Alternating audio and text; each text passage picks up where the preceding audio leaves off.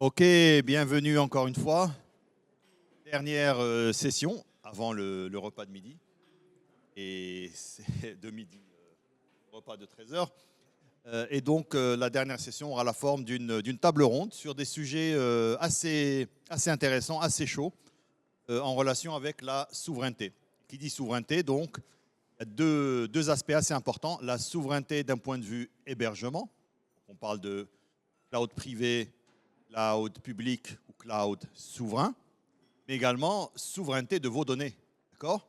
On a entendu Herbert tout à l'heure parler de solutions captives où les données sont stockées dans des formats propriétaires.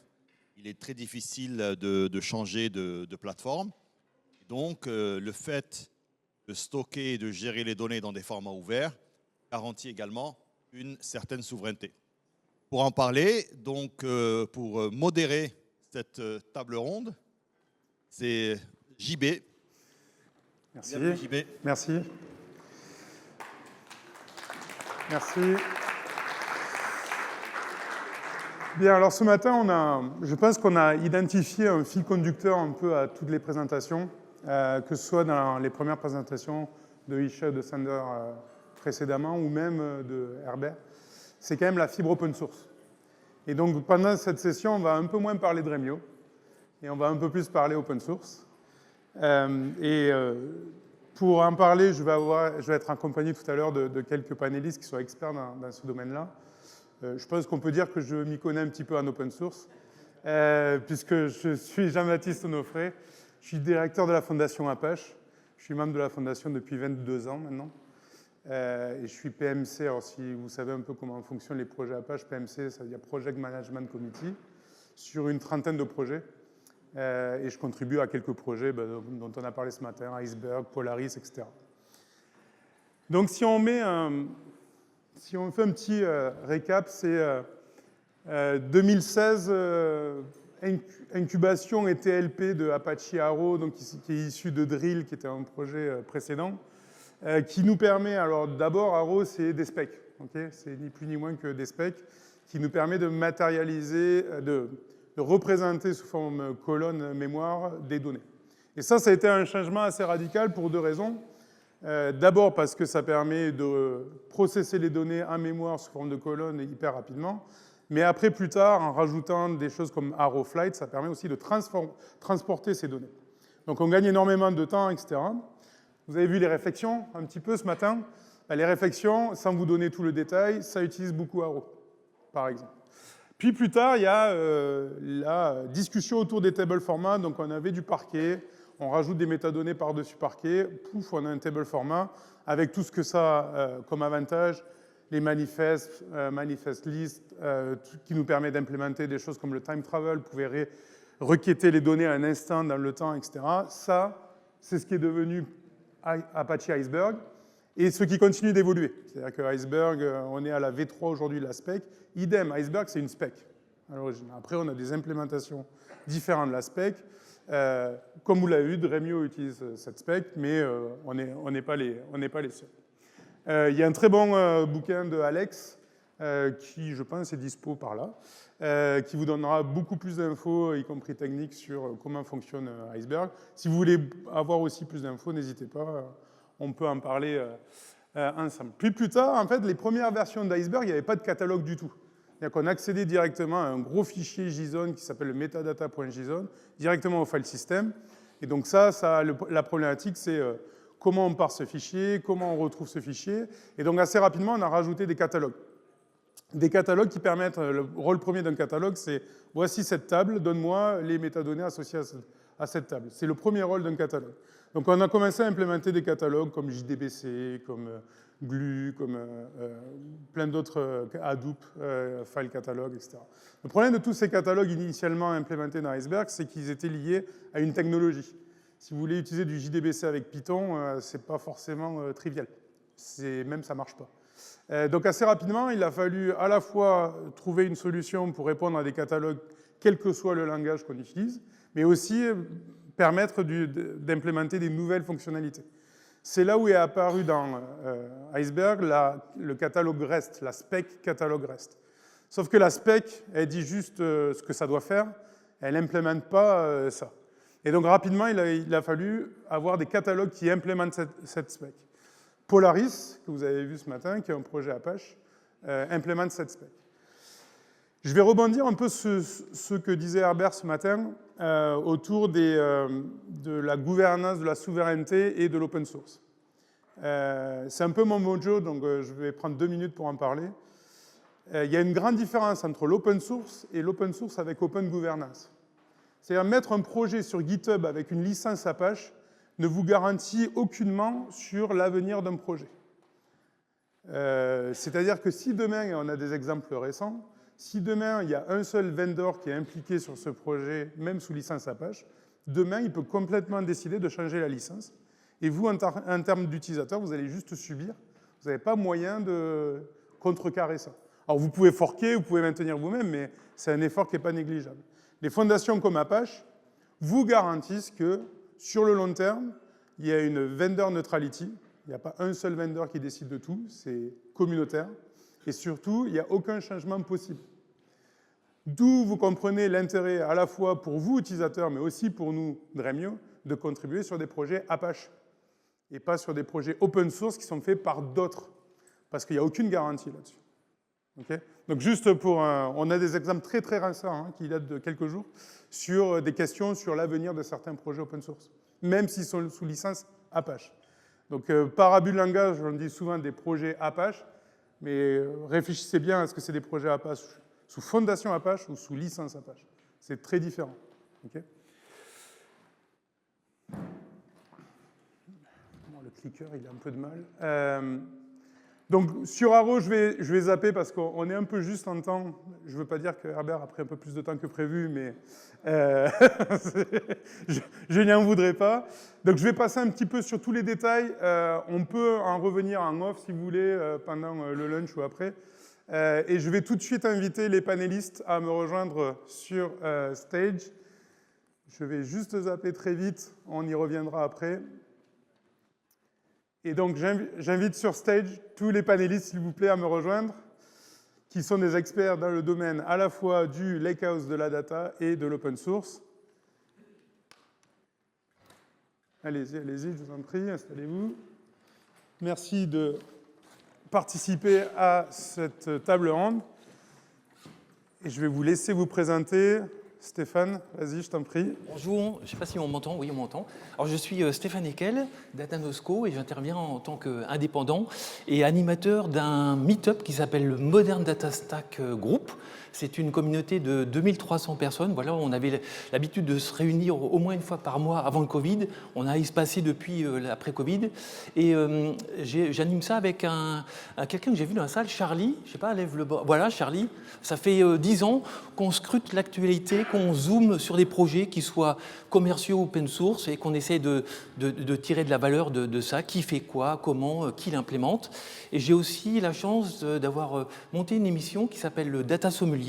C'est un talk show où j'interviewe des gens. Alors ça peut être des solopreneurs. J'ai interviewé quelqu'un qui a développé un open source pour faire de la data intégration. Il est tout seul.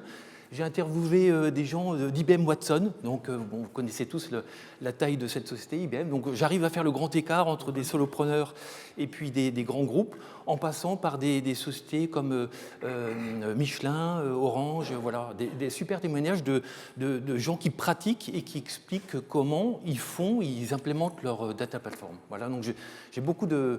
Je suis très content d'être ici, pouvoir partager ça aussi avec mes coéquipiers speakers. Merci Stéphane. Eric? Eric Chambriard, moi je suis chez OVH Cloud. Je m'occupe des alliances, c'est-à-dire les relations avec nos partenaires technologiques. C'est une fonction qui existe depuis 5-6 ans chez OVH, parce qu'autrefois on fabriquait que des serveurs bare métal, puis les clients mettaient ce qu'ils voulaient dessus, ça ne nous intéressait pas trop. On a évolué dans des offres de plateforme as a service, en intégrant en mode as a service tout un tas de briques technologiques. Et donc, les interactions que nous avons avec des éditeurs, le monde de l'open source, on reviendra dessus, sont très importants pour nous. Donc c'est important qu'on soit alignés, qu'on ait des go-to-market communs, qu'on partage des visions sur les besoins des clients. Voilà. Donc je suis très content d'être là ce matin à l'invitation de Dremio avec lesquels on travaille un peu dans cet esprit. Merci Eric. Florian? Moi,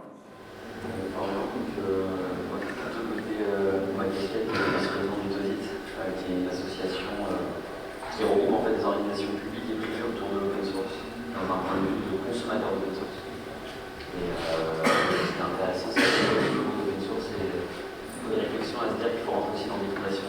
pour l'aborder. Exactement. Merci Florian. Brice, vas-y. Donc moi, Brice Blondiot, je représente le groupe Smile, qui est un acteur de référence dans l'open source en France, près de 30 ans maintenant. Alors moi, je suis depuis 2 mois, mais je suis un petit enfant de ce monde du logiciel libre, de l'open source, parce que j'ai fait l'Epitech dans les toutes premières promos. Donc j'ai baigné vraiment dans cette culture-là, et je fais de la data depuis que je suis tout petit. Alors je fais beaucoup dans des ESN et cabinets de conseil.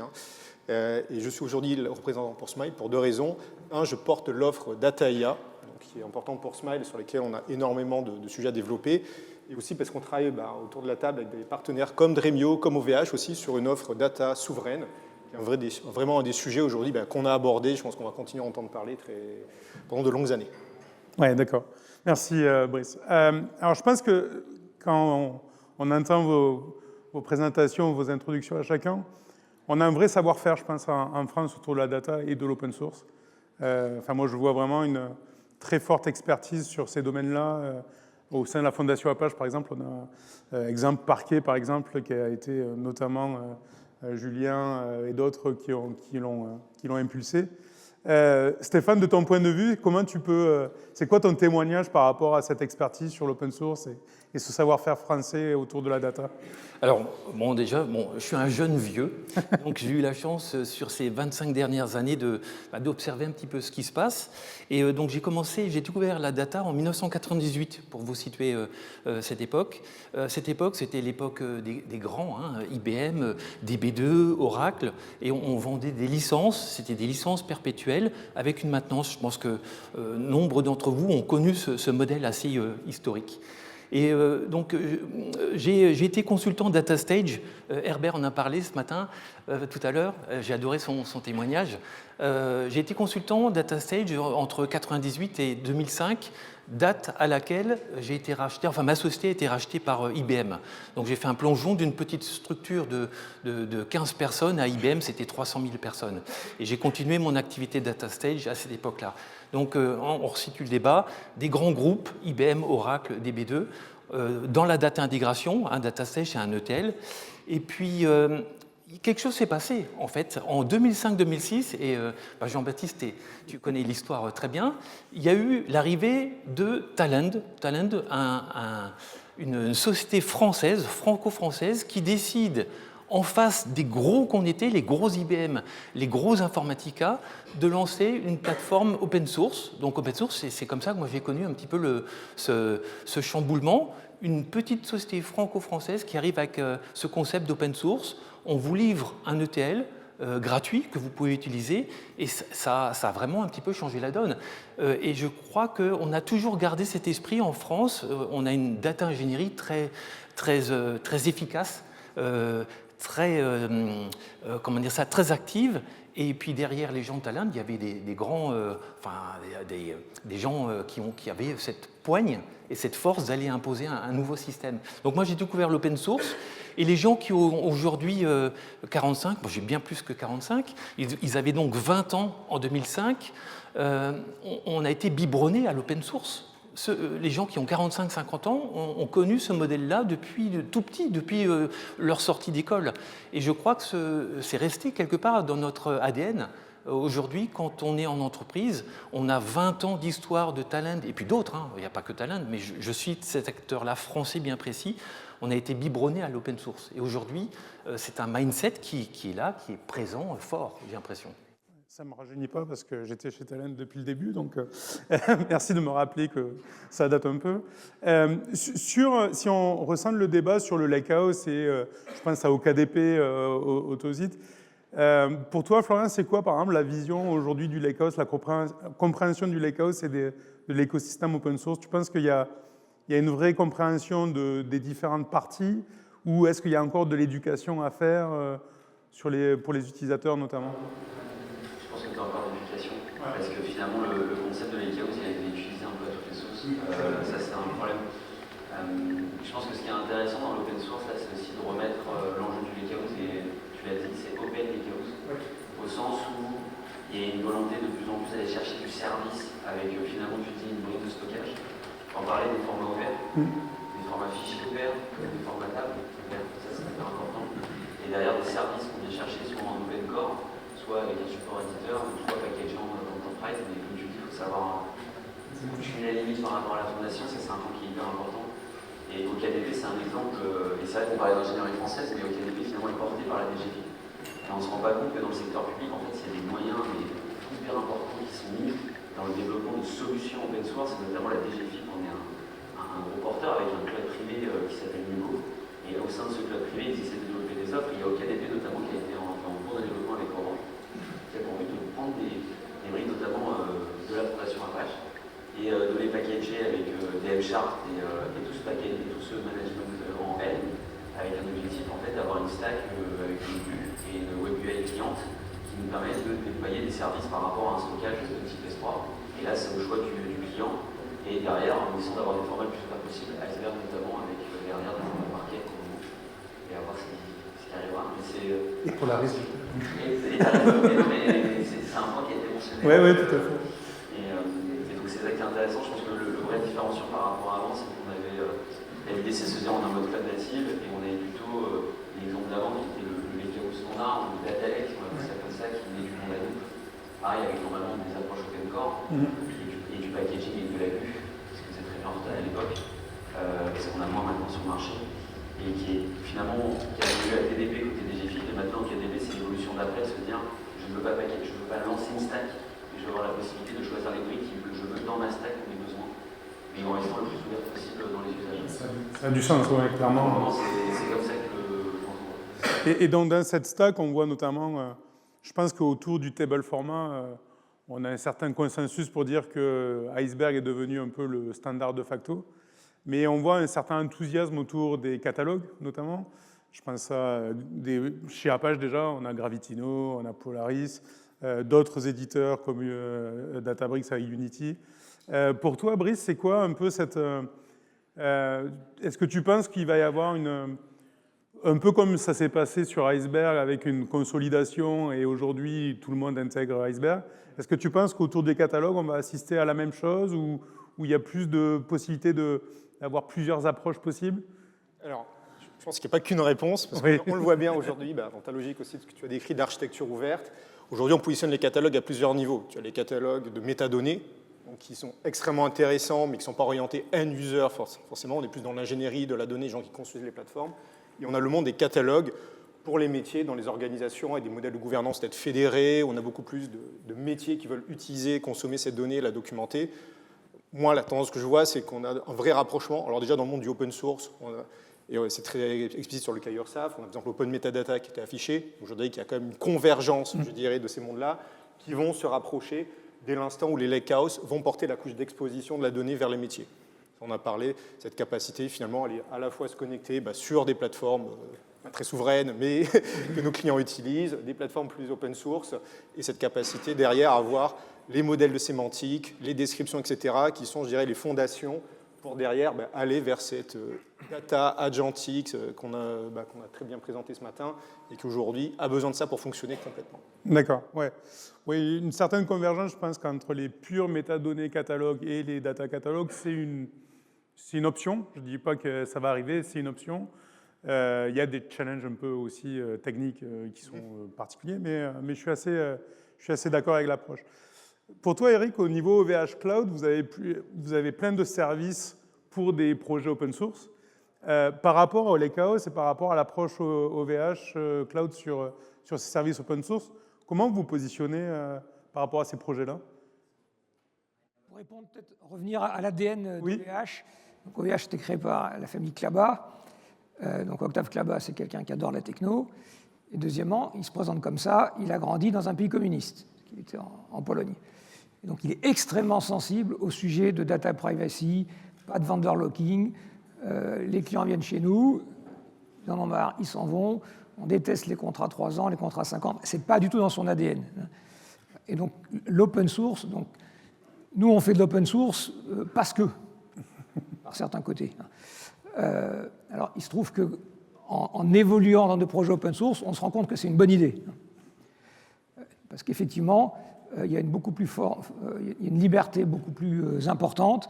On est bien moins lié il y a une présentation intéressante tout à l'heure sur les éditeurs. Ensuite, quand on est un opérateur de cloud comme nous, on parle à des clients qui ont aussi des infrastructures on-prem, et puis donc c'est les débats autour du multi-cloud, etc. Et quand on est dans le monde de l'open source, c'est quand même une base beaucoup plus largement partagée. C'est de façon générale beaucoup plus simple et on risque beaucoup moins de se tromper quand on construit des services sur des bases open source. Donc nous, nos services de cloud public sont construits sur OpenStack. Enfin, toutes nos briques fondamentales sont construites sur de l'open source. Et c'est beaucoup mieux pour nous et c'est beaucoup mieux pour les clients parce que ça diminue le risque d'être embarqué dans des solutions qui finissent dans des corners. Je ne sais pas ce que je peux prendre comme exemple. On était cool avec VMware, Broadcom rachète VMware, bling. Voilà. C'est embêtant ce genre de situation. Et l'open source, naturellement, ça protège. Et même les choix technologiques, je trouve, quand on fait des choix techno, on fait des appels d'offres dans les grandes entreprises, donc on croit qu'on est très objectif, en fait on n'est pas tant que ça. Donc les mécaniques de choix de l'open source sont beaucoup plus communautaires et du coup, je pense, beaucoup plus consensuelles et correspondent de façon plus objective aux besoins techniques du moment. Donc c'est toutes ces raisons qui font qu'on est très engagé là-dedans. Alors, comme vous le savez, donc avec la jeunesse d'Octave dans un pays communiste, donc les sujets de souveraineté sont extrêmement importants chez OVH. Hein. Donc on est complètement protégé des lois extraterritoriales américaines, on ne couvre pas les États-Unis. Et puis on a développé des offres qui s'appellent SecNuCloud, donc dans le référentiel de l'ANSSI, hein, de façon à offrir à nos clients des zones extrêmement protégées. Hein. Et on l'a entendu plusieurs fois ce matin, c'était aussi Herbert. On construit des architectures data très intéressantes, et puis à un moment, on se tamponne quand même sur les sujets de sécurité, de souveraineté, de data privacy, et qui sont primordiaux, et il faut y faire très attention. Donc, ce qu'on essaie d'offrir à nos clients, c'est que quand ils sont chez nous, par construction, ils rentrent dans une bulle qui est protégée. Ouais, ça a du sens. Et d'ailleurs, à Big Data Paris, j'avais fait une keynote sur comment implémenter la souveraineté de la donnée avec des stacks open source. Et je pense que c'est bien aligné avec ce qu'on peut faire aujourd'hui. Et justement, par rapport à, d'après votre expérience et vos retours, par rapport les vendors versus open source, comment ils se positionnent? On a vu l'exemple de Dremio où nous, on a dans notre ADN, on est directement sur les projets Apache, on contribue sur ces projets qu'on intègre ensuite à nos produits. D'autres vendors ont des approches différentes. C'est quoi, d'après vous, les challenges qu'on peut voir? Je ne sais pas, Stéphane, si tu veux témoigner là-dessus. Ouais, on peut peut-être refaire un petit zoom sur l'histoire. On a commencé à parler d'Iceberg il y a environ 3 ans au meet-up Modern Data Stack. Et à cette époque-là, c'était vraiment un projet naissant. On a tout de suite compris l'intérêt de stocker ces données dans un endroit et qu'elles soient accessibles depuis plusieurs engines. Et donc, ce fameux vendor lock-in dont tu parlais n'existe plus. On stocke à un endroit et puis N fournisseurs vont pouvoir accéder à cet endroit qui sera soit dans le cloud, et un aspect très important aussi, ou on-prem, parce qu'il y a encore des grands besoins. Bon, on l'a vu, BNP tout à l'heure, et même l'URSSAF, qui ont des besoins on-prem. Je crois que ça ne va pas disparaître du jour au lendemain. Alors, il y a 3 ans, c'était encore assez complexe parce que, oui, il y avait des spécifications, mais comment accéder à la donnée? Il y avait plusieurs vendors ou sociétés teintées d'open source qui ont décrit les catalogues. Mais les catalogues, les différents catalogues, il y a eu une bataille des data catalogues ces 3 dernières années. Plusieurs fournisseurs décrivaient différentes façons d'accéder, de lire et d'écrire dans Apache Iceberg, et peut-être que ça a freiné certainement l'adoption, parce qu'il y a une certaine complexité de mise en œuvre et d'accès et d'architecture de Iceberg. Et ce que je peux voir aujourd'hui, avec des acteurs comme Databricks ou Snowflake, ou d'autres petits acteurs comme DuckDB, qui est un open source européen, il y a une sorte de convergence, et j'ai l'impression que, je ne sais pas qui va gagner, mais j'ai l'impression que le projet Polaris il y a un certain nombre de votes qui arrivent pour ce projet Polaris, et ce qui permettrait quoi, finalement, c'est quoi la promesse d'Apache Iceberg? C'est d'avoir un endroit où on stocke toutes les données, mais qui soit accessible en lecture comme en écriture de nombreux engines. Et là, ça change la donne. On va pouvoir choisir quel moteur ou quel engine est le plus adapté à quel workload.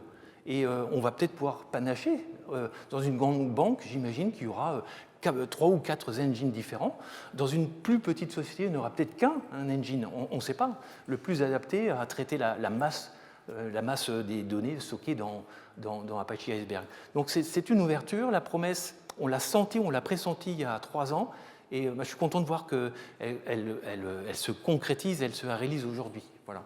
Donc, qui va gagner? Ça reste le débat aujourd'hui. Hein. Il y a quand même des grands acteurs qui bataillent entre les Databricks, Snowflake, les Starbust et les Dremio, qui ont tous une offre autour d'Apache Iceberg. J'en profite pour mentionner qu'on avait été hébergé par OVH Cloud il y a quelques mois, où on a fait un meet-up sur qu'est-ce que la data platform idéale. Et ça a été un enjeu, plein de questions. Et donc je rappelle que Apache Iceberg a été sélectionné aussi par OVH Group pour se débarrasser de ce vendor lock-in. Voilà. D'accord. Brice, tu as un avis complémentaire sur le sujet?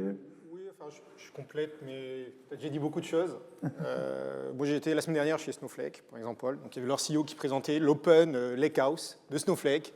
Donc, Snowflake, Open, voilà. Et effectivement, il y avait Dremio qui était affiché en gros comme étant des composantes, comme Trino, comme Flink, etc. Donc, on a finalement, je pense, à 2 types d'approches. Il y a ceux qui veulent s'ouvrir et finalement, ils veulent rester la plateforme de préférence des usages métiers parce qu'ils ont déjà fait leur lift and shift, ils sont sortis d'Oracle, ils sont sortis de Teradata, ils sont sortis des Netezza qui leur coûtaient très cher. Maintenant, ils commencent à coûter cher aussi. Et donc là se pose la question du comment finalement je vais équilibrer mon compute et mon storage. Donc là, on voit toutes les fondations que permet la solution. Et surtout se dire finalement, est-ce que ces engines-là me permettent de rester dans le game, ne vont pas me mettre à risque. Donc, par exemple, plus de compute avec un Dremio, avec un moteur ultra performant. Je vais garder mes end-users sur mes cas d'usage un peu plus embarqués, sur lesquels j'amène plus mes métiers. Il y a un vrai sujet d'articulation à faire. Donc ça, c'est une approche. Databricks, c'est plutôt dans l'interopérabilité. Dremio package l'ensemble. Moi, je dirais que nous, aussi en tant qu'intégrateur comme Smile, nous, on est toujours à pousser des infrastructures qui soient ouvertes pour nos clients. Donc, sans dire le terme best of breed que j'entends employer souvent quand j'étais chez IBM, et qui est des fois un peu compliqué, c'est surtout trouver derrière la capacité de ne pas être loqué, de pouvoir sortir, de pouvoir compléter la solution. Donc déjà, les formats le permettent. Ça, c'est le point principal, parce que c'est des fondations. Si vos data sont loqués dans un format, il faut toutes les migrer, c'est extrêmement compliqué. Là, c'est plus le cas. Maintenant, c'est comment on réussit à diversifier et avoir la gouvernance qui permet derrière de scaler au bon niveau. D'accord. Et je vais prendre l'évolution de TDP au KDP. De ton point de vue, Florian, c'est quoi la motivation pour les utilisateurs d'aller vers l'Open Lakehouse? C'est vraiment consommer la donnée là où elle est, ou c'est la gouvernance, ou c'est un mix de tout ça? C'est aussi l'idée de mitiger le risque. Là, ça, en ce moment, c'est quand même le TDP, il faut quand même rappeler pourquoi, et je n'ai pas peur de le dire, c'est le rachat par Cloudera de Horton, qui a complètement changé le modèle économique en fait, sur le stack Big Data. Et même si le cloud public c'est très bien et c'est très beau de dire qu'on en fait, il y a une réalité bancaire et notamment aussi dans le public, où aujourd'hui, même dans l'énergie, même dans l'industrie, où on a en fait des capacités de data center dans lesquelles on peut avoir nos stack data. Et d'avoir nos stack data on-prem, c'était hyper important et c'est ce qui a motivé en fait TDP là-bas, c'était vraiment de se dire je dois mitiger le risque, je dois avoir la capacité d'avoir une alternative open source qui me permet déjà de maîtriser l'évolution des composants, c'est un point qui est primordial par rapport aussi à l'évolution, et avoir la capacité aussi par rapport à des acteurs de se dire bah non, mais en fait il y a encore de l'open source. Et c'est vrai que là-dessus, sur les acteurs de manière générale, d'être capable d'avoir des groupes on arrive à co-développer des choses ensemble et à rester sur des formes open et des services, soit en essayant d'aller dans les fondations quand on essaie de développer des produits. Ça permet de garder, comme tu dis, une open gouvernance, c'est un point important, bien mentionné, et d'avoir des produits open avec des accès open. Et ça, je pense que c'est les 3 piliers. Après, ça ne t'empêche pas d'aller chercher des services de cloud privé, etc., en packaging, manager. Mais par contre, d'aller aussi le risque. Là, tu te dis, j'ai cette capacité d'avoir des moteurs, c'était mentionné. Moi, je peux avoir demain du BigQuery qui peut être même BigQuery. Google, ils ont annoncé un gros truc sur BigQuery Management Iceberg. Ouais. Et ça montre que typiquement, là où ils étaient avant sur du format fermé, parce qu'ils disaient que c'était leur secret de sauce pour BigQ, là maintenant, ils te disent profitez du moteur BigQ sur du Iceberg. C'est ça. Alors, on ne peut pas leur reprocher de la part de l'open source au sens de partager des choses, mais là-dessus, ça montre aussi qu'il y a vraiment un mouvement marché qui fait que là, vraiment, on revient sur quelque chose où le plein format, Snowflake, il a annoncé aussi il y a 2 ans déjà, et vraiment, on se dit, ok, on a des super moteurs, mais par contre, le client, en fait, il ne faut pas qu'il s'en ferme. Et ça, je pense que tu vois quand même que même le marché nous dirige. C'est ça qui est intéressant. Ouais, et par la force des choses. Et C'est ça, ça vient Oui. d'en bas et c'est C'est un besoin en fait. c'est un besoin de plus en plus exprimé et c'est un besoin client. Et aujourd'hui, ceux qui n'ont pas fait le move, bah, ils sont has-been, quoi. Donc c'est un peu ce qui se passe. Ouais. Et question plus ouverte à vous quatre. C'est quoi les fonctionnalités sur l'Open Lakehouse que vous souhaiteriez voir ou vous êtes impatient de voir? Alors, je ne sais pas si vous avez plus ou moins d'affinité avec Polaris, Iceberg et autres, mais d'un point de vue global ou plus dans le détail, c'est quoi les intérêts, les nouvelles fonctionnalités qui peuvent arriver, même sans avoir comment ça va marcher, mais tiens, ça serait quelque chose de super pour nos utilisateurs, que ce soit pour OVH Cloud, pour Smile, pour le Tosit, etc. Stéphane? Écoute, je dirais qu'on a vu qu'il y a une adoption des grands software vendors vers un mouvement vers Apache Iceberg, donc les Snowflake, Databricks, BigQuery, Dremio, etc. y vont. Moi, ce que j'aimerais voir, c'est que les acteurs d'ERP ou de CRM y aillent aussi, qu'on puisse avoir un ERP qui stockerait ces données dans Iceberg finalement. Et la plus belle victoire de Iceberg, ce serait qu'on n'en parle plus finalement, que ça devienne un socle commun où tout le monde, quand je dis tout le monde, tous les software vendors, les créateurs d'applications viendraient alimenter un Iceberg qui créerait une sorte de backbone commun où toutes les données d'entreprise y seraient et on viendrait piocher ces données au fil de l'eau. Alors, je sais qu'Iceberg n'est pas encore OLTP, hein, voilà, c'est ça, donc il y a encore un peu de boulot, mais pour moi, ce sera que ce socle devienne aussi transactionnel, peut-être qu'on y arrivera, je ne sais pas, et qu'il y ait encore une plus grande adhésion de tous les acteurs. Et ça, ce serait, en termes d'architecture, ce serait une sorte de magie. On n'aurait plus qu'une seule source dans laquelle on viendrait piocher ces données. Donc une consolidation, en fait. Une consolidation. D'accord. Alors peut-être que je rêve un peu, mais il y a 3 ans, personne ne parlait d'iceberg, et puis aujourd'hui, ça y est, on est là. Donc rêvons un peu.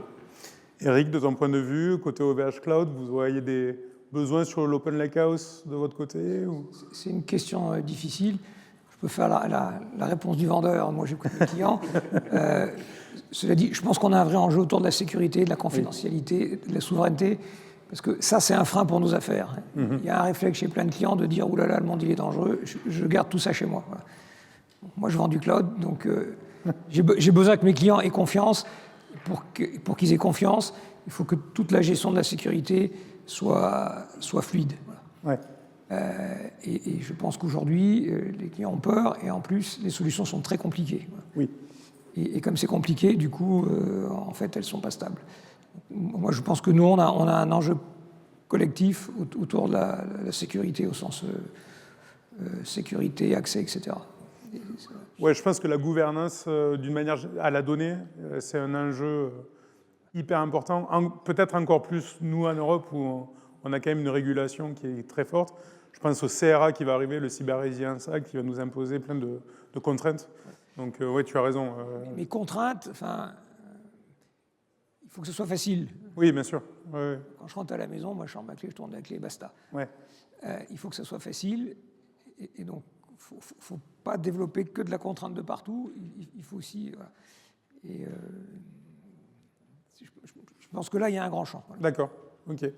Florian, de ton point de vue, au niveau fonctionnalité Open Lakehouse, des choses que tu aimerais voir Ça va rebondir. Alors, finalement, Stéphane, il a parlé de la couche de stockage. Là, on mentionne justement ce principe de gouvernance. En fait, moi, ce que je trouve dommage, notamment dans l'open source, et c'est ce qu'on voit un peu arriver avec l'INSEE qui a fait Onyxia, c'est le sujet de l'activation. Ça veut dire qu'on a plein de briques autour, très techniques au sens... et sur l'infrastructure, on a vraiment ce qu'il faut. Après, il y a le sujet de la gouvernance, notamment de ces briques-là. Ça, c'est un deuxième sujet, mais c'est vraiment l'activation de la donnée. On a des métabases ou des choses comme ça qui nous permettent aujourd'hui un peu de donner un accès plus facile aux données à nos clients. Mais la réalité, c'est que quand on regarde les produits d'activation de données que nos clients ils ont en interne, c'est quand même des produits très fermés. Pourquoi ? Parce qu'à chaque fois sur l'open source, on arrive vraiment à développer finalement une stack technique, mais on ne développe pas forcément des web UI ou des fonds de clients qui sont bons. DuckDB avec Motherdoc, là, il commence à avoir une web UI, et encore, il y a encore beaucoup sur le projet, il y a beaucoup de gens qui se plaignent parce que tu fais appel au repo de Motherdoc, parce qu'en fait, ça hérite, et c'est là où on parle de l'open governance et d'avoir des bonnes pratiques dans le développement.